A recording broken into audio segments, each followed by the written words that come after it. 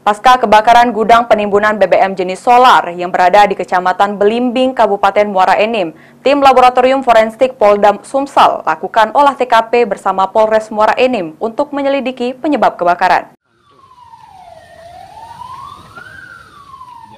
Kebakaran gudang penimbunan BBM jenis solar yang berada di Dusun 2, Desa Simpang Tanjung, Kecamatan Belimbing, Kabupaten Muara Enim, telah dilakukan pemeriksaan oleh pihak Polres Muara Enim guna menyelidiki lebih lanjut.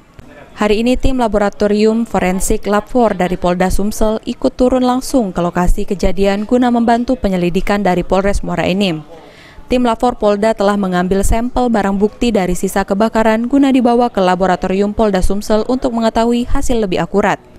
AKBP Ari Hartawan, Kepala Sub Bidang Fisika Komputer Sub Lab 4 Polda Sumsel mengatakan kalau kedatangan timnya guna membantu penyelidikan dari tim Polres Muara Enim guna pendalaman kasus kebakaran gudang penimbunan BBM ilegal yang terjadi kemarin.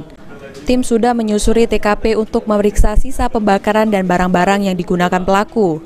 Ada beberapa item atau sampel barang yang diambil berupa abu sisa pembangunan, sisa solar, dan barang lainnya untuk dibawa ke laboratorium.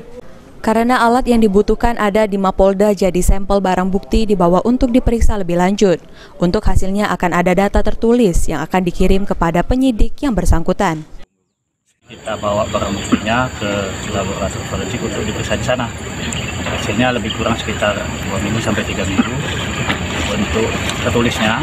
Sementara abu arang sisa kebakaran, satu bungkus sama sampel minyak yang ada di tangki atau sisa kebakaran.